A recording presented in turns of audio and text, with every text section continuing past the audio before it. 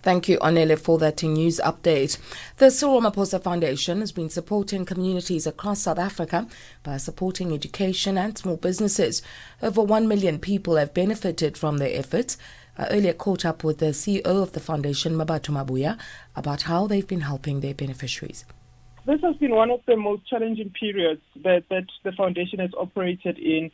As you can imagine, most of our beneficiaries and organizations that we work with, we are used to face-to-face. And so when the lockdowns were first announced, some of the big challenges that we faced was how do we continue supporting schools when schools are closed, educators when schools are closed, and how do we support students that are in our bursary program as well as the entrepreneurs in our program.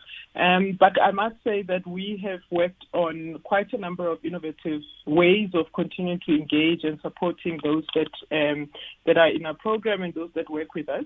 And I would say that under the circumstances, we did manage to get through to most of the plans that we had in the beginning of the year. Talk us through some of those educational initiatives that you've been engaged in, Mmabatho. So Cyril Ramaphosa Foundation implements its goal and its mandate through its partner entities, Adopted School Foundation, which works in schools throughout South Africa, as well as KST, which works in schools in the Free State. We implement what we call Whole School Development Program, which really focuses on the whole school, from infrastructure development, supporting educators, school leadership, as well as youth development in the schools, and critically making sure that all the elements of a school work together. And we also know that, the socioeconomic impact that learners face translate into the classroom performance. And so we're also piloting a program that we call TARI, program for supporting women and children. Now, so far in the year 2021, have you managed at all to reach some beneficiaries as planned? And I know it's early days, but perhaps you can also talk us through some of the plans that you have.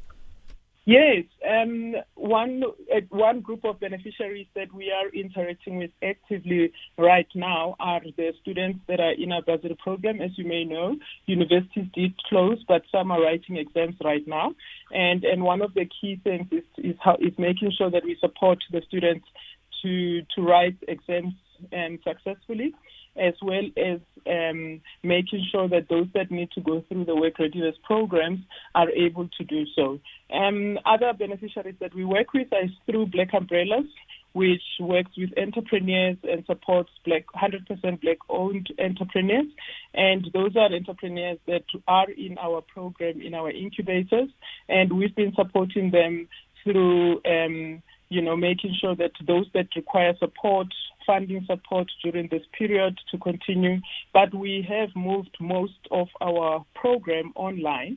So now we have our incubation. It's actually a virtual incubation platform where everyone can access the services, including the mentorship and the coaching, which is quite critical during difficult periods like we are experiencing right now. That was the voice of Mmabatho Maboya, the CEO of the Cyril Ramaphosa Foundation, and that brings the time to 25 minutes before 1 o'clock. Stay with us. Building Africa with